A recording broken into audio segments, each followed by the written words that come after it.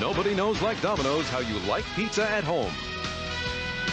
Okay, Bills lead the Broncos 21-0. Bob Costas back along with Will McDonough. We just heard Dick Enberg say before he threw it to us from Rich Stadium that Elway thinks he might be able to go against Seattle.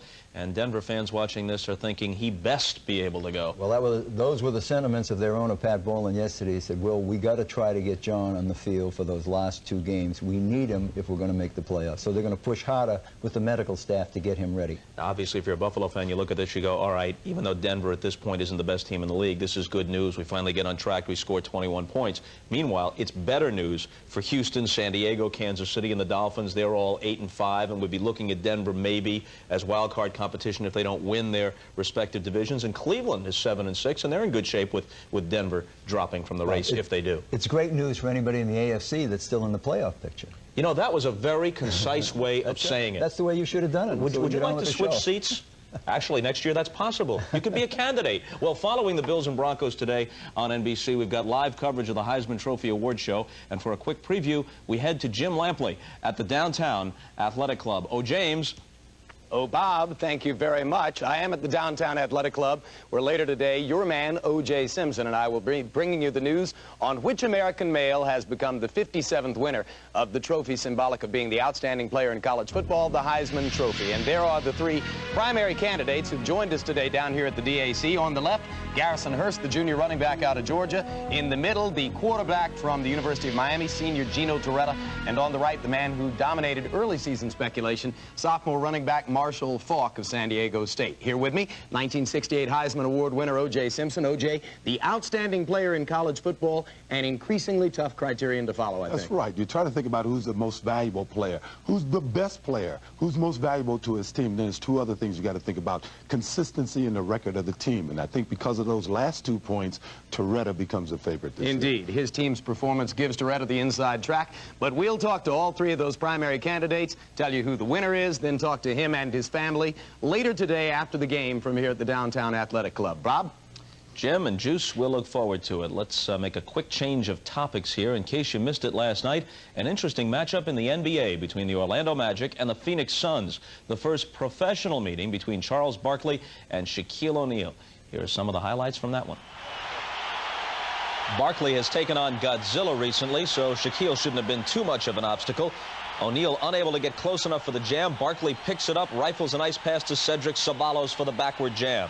Barkley finished with 18 points and 11 rebounds, but didn't shoot very well on the night. Charles got a close-up look at Shaquille, the rookie taking it to the veteran. 26 points, 17 boards for Shaq.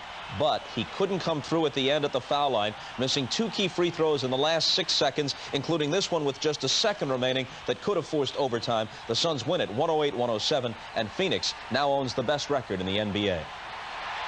And up next, back to football. Gail Gardner will join us with a look at the 10-3 Pittsburgh Steelers. That's next as we continue on the Domino's Pizza NFL Live Halftime Report.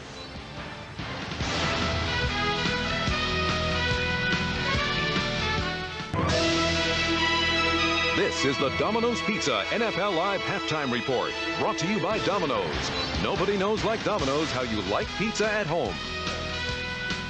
And we welcome Gail Gardner in tomorrow on NBC. The game most of you will see has the Steelers visiting the Bears at Soldier Field. Now, Pittsburgh is a game ahead of Buffalo, as you know, in the battle for home field advantage in the AFC. And at the beginning of the year, that statement would have qualified as unlikely. Unlikely, I think most people would have said virtually impossible. But when Pittsburgh native Bill Cowher took over for the legendary Chuck Noll this season, he promised the city that he would bring the pride and tradition so long associated with the Steelers back to the forefront. Well, it sounded good back in January, but no one truly believed it would come to fruition. Well, guess what? At 10-3, already in the playoffs, Bill Cowher has proven to be a man of his word.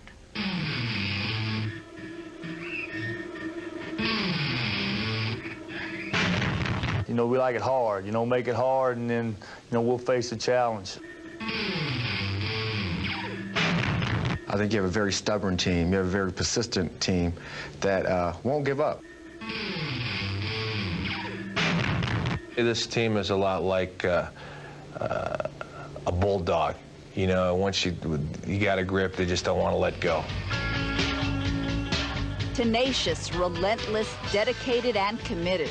The men of steel have dusted off their armor and under the enthusiasm of their 35-year-old head coach, once again typify the work ethic of the people of Pittsburgh.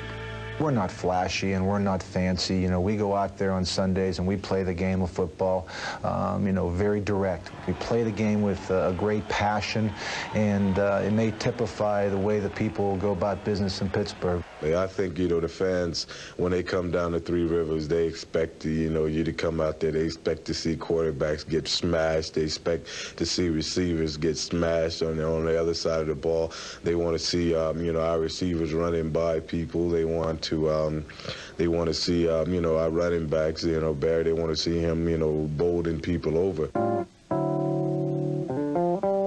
Well, I'm a steamroller, babe. I'm bound to roll all over you. I respect the most that they play the game the old-fashioned way. They run it down your throat. You know, they make you stop the run. If you can't stop the run, they'll run it on you all day. Everybody's going to play a part in that offense, and that's what they do so well. So what they do is they ask everybody to load up their lunch bucket and come to work, and then they work. Perhaps nothing typifies the Steelers' season more than last week's win over Seattle. Despite numerous turnovers, the loss of quarterback Neil O'Donnell with a broken leg, and trailing 14-10, they still managed to win with time winding down. This past game was I think was the most scariest point for anybody on the team. Coming out on that last 5 to 7 minutes of the game, that we still had an opportunity to win. We knew that we still had a chance to win, and our players just, you know, everything started to go right, just as it has all year long in the fourth quarter.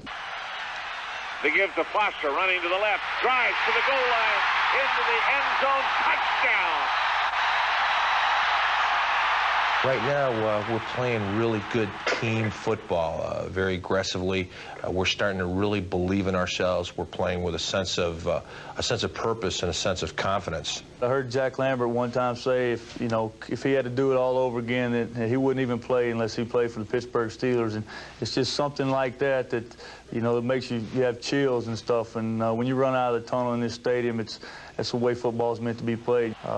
It's just hard-working bunch of guys that come together and will not be denied, do whatever it takes to get the job done. And I think that's the heart and soul of Pittsburgh Steelers. Interesting comments by the players. What general sense did you get from them about why things have turned around? They view Bill Cowher as a very smart, enthusiastic older brother. He is a pal to them. He doesn't criticize them. He would never yell in front of other players. He would never yell a player in front of other players. And basically, I think the most important thing is that he has taught them very hard about sticking in there for 60 minutes. And that's why they've been able to pull these games out in the last few seconds, a number 5 times this season. That's a pretty good percentage. Okay, Gail, thanks a lot. Now we'll send it back to Dick Enberg and Bob Trumpy after these messages.